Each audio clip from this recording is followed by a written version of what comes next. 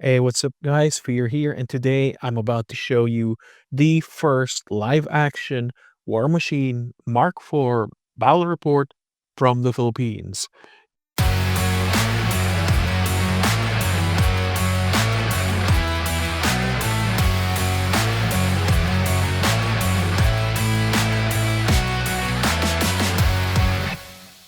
This was filmed last March 8th during the Hobby Kaikan demo day, and we are going to watch Jamie with his Orgoth Kishtaar and JL's first Warmachine match using Oriax.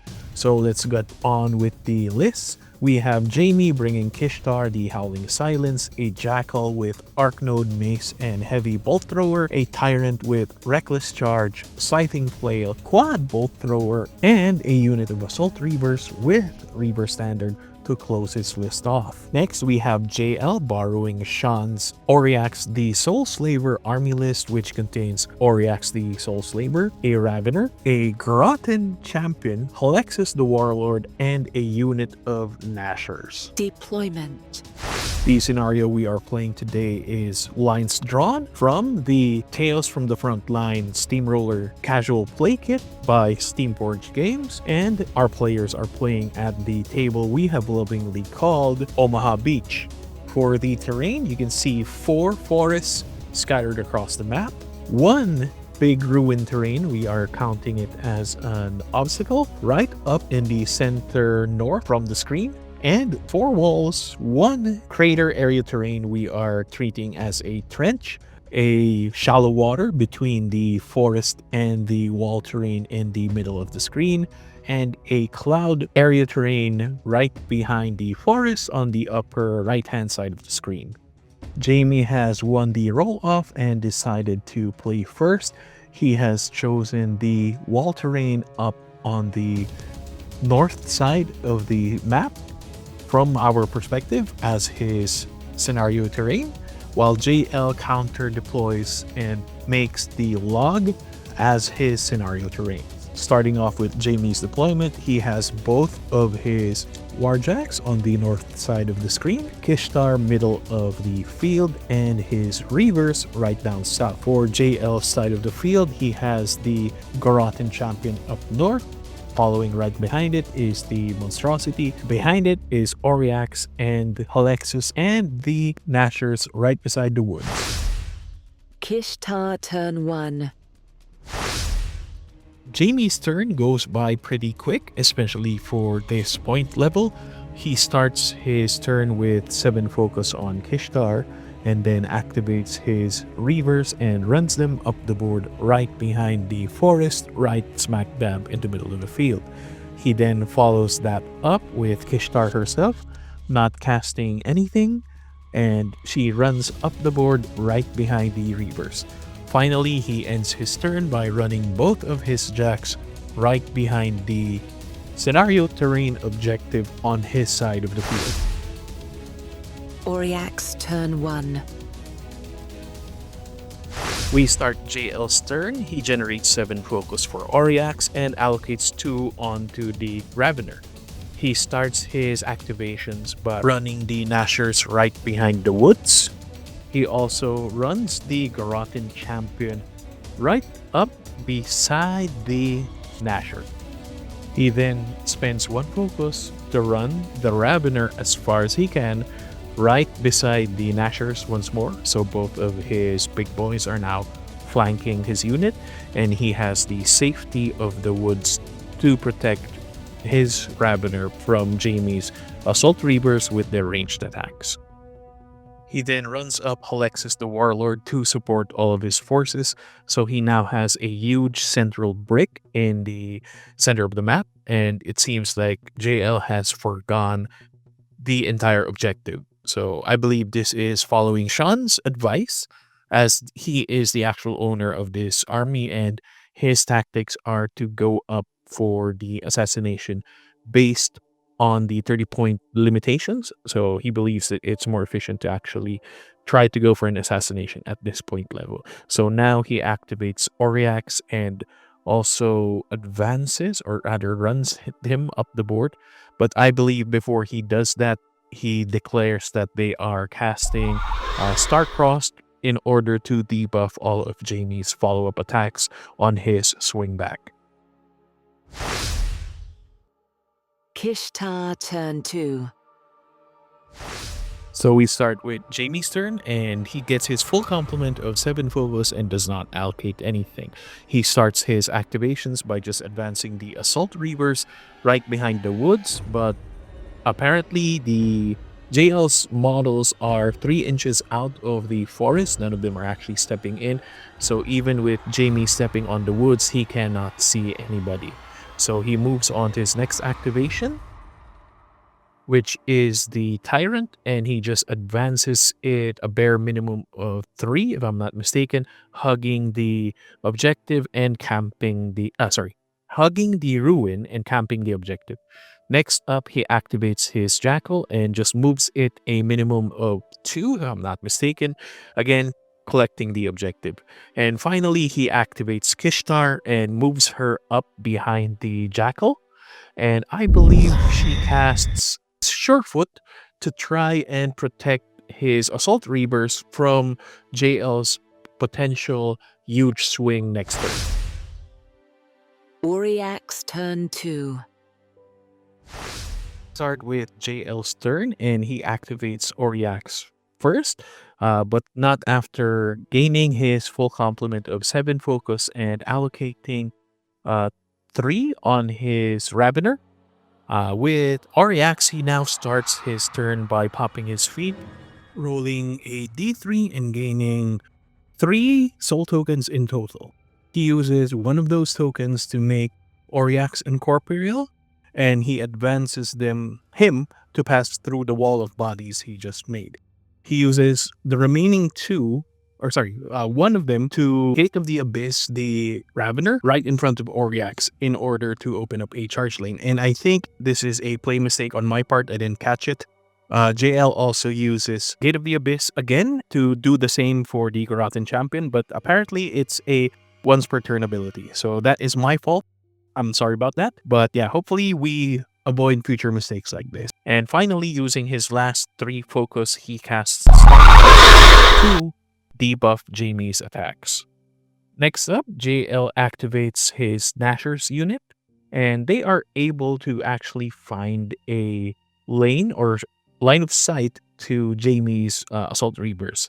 And I believe they also activate Careful Reconnaissance in order to gain Pathfinder for that activation. So with that, JL decides to charge the Assault Reavers, but thanks to Surefoot, if I remember the spell name correctly, the higher defense essentially gimps all of the Nashers' attacks, and they are only able to get rid of 1 of Jamie's Assault Reavers.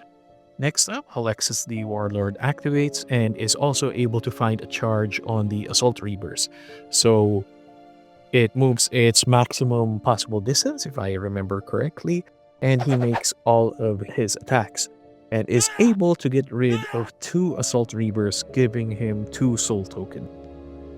Now, thanks to Oriax's feat and his Gate of the Abyss ability, if I recall correctly, the Ravener is now able to see the Jackal, and it decides to declare a charge against it, reaching it, and spending all of his basic attacks and buying and boosting several, he is able to get rid of the Jackal. He finally activates the Garothan champion and declares a charge against the Tyrant and is able to reach, but if I recall correctly, all of the Garothan champion's attacks essentially amount to nothing. But it is now a good roadblock against Jamie, as from this point, it doesn't look like there is a way for Jamie to actually charge into Oriax, and is now denying Jamie the control of that objective. So the turn ends with both of them scoring nothing. Kishtaar turn 3. So Jamie's turn starts and he gains his 7 focus back on Kishtaar and allocates 3 onto his Tyrant. And then Jamie, to counteract the Starcrossed has to pop feet this turn. So we saw a weird interaction wherein for almost every attack, Jamie had to roll 4 dice, dropping both the highest and the lowest. So let's get back to the actual turn. So he allocates 3 focus onto the Tyrant and continues the rest of the turn with Kishtaar.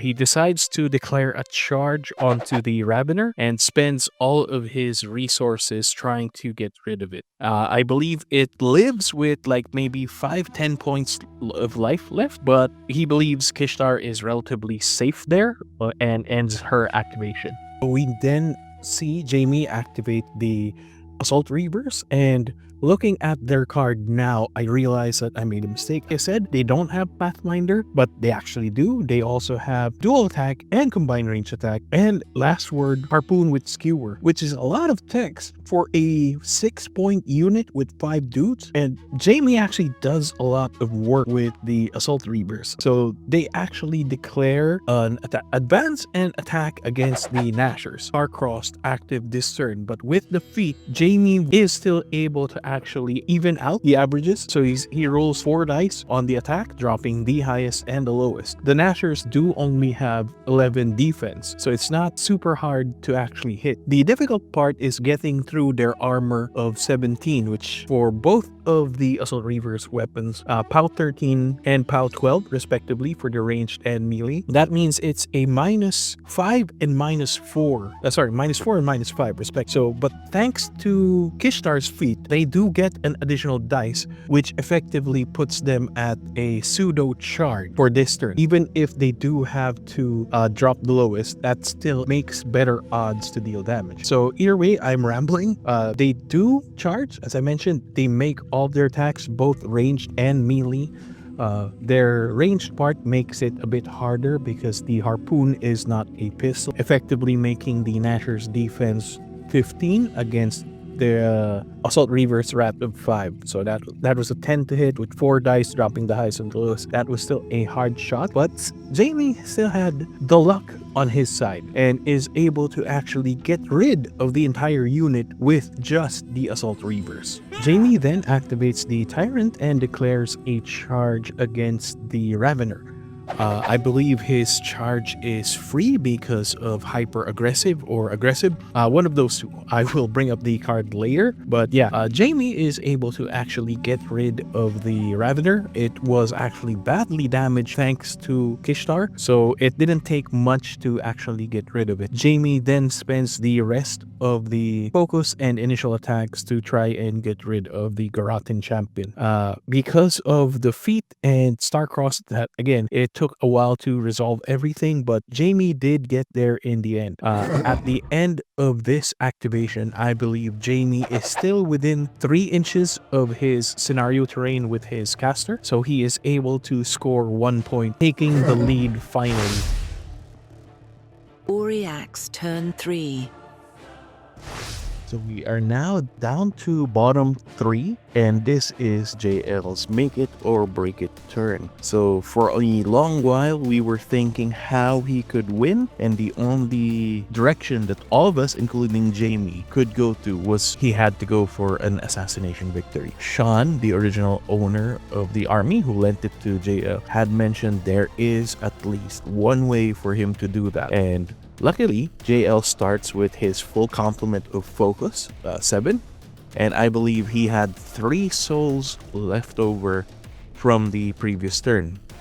So here, they are figuring out the angle to do so, and the only possible way is to get Alexis right behind the wall of Assault Reavers. The only way to do that is make an attack or find a way to get rid of the Assault Reaver blocking the path. So here, Oriax declares a charge on far north Assault Reaver and boosts his attack, and however misses it. But thanks to Fate Blessed, he can spend 1 focus in order to reroll that attack and does make the hit. He rolls enough to kill it and opens up the space for Alexis. Once there's a space for Alexis to land, he spends a soul token in order to Gate of the Abyss him where the dead Assault Reaver was. With 5 focus remaining after the initial attack, JL casts shadows targeting Kishtaar with an 8 to hit. He has 2 focus remaining and spends 1 to boost that attack.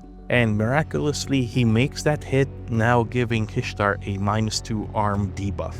Now we move on to Halexus, and thanks to his model advantage Unstoppable, he is able to just walk up and make an attack on Kishtaar. And thankfully, he had 2 souls carried over from the previous turn, and with Math 7 against Kishtaar's Def 15, 8s would be hard to hit. However, he decides to boost the attack, trying to make that 8. However, he rolls a 7, 1 short of making that hit, and we thought JL had lost his only chance at winning the game this turn. However, we realized that Oriax Fake Bust affects friendly models in his control range. So luckily, he had 1 focus left over. He spends that, gets the reroll, makes the hit, and even without the charge bonus, he has 1 soul to spend to boost the damage. Now swinging with a POW 14 Weapon Master, that means 4 dice, against Kishtaar's Arm 13 thanks to Curse of Shadows, JL actually manages to roll just enough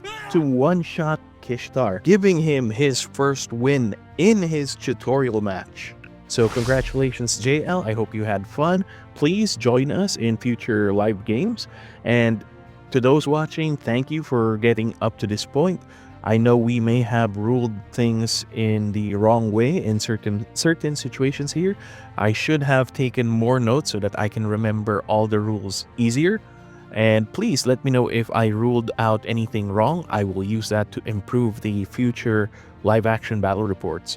So as always, kick ass with honor, game with glory, progress, not perfection. Thanks for watching. Bye-bye.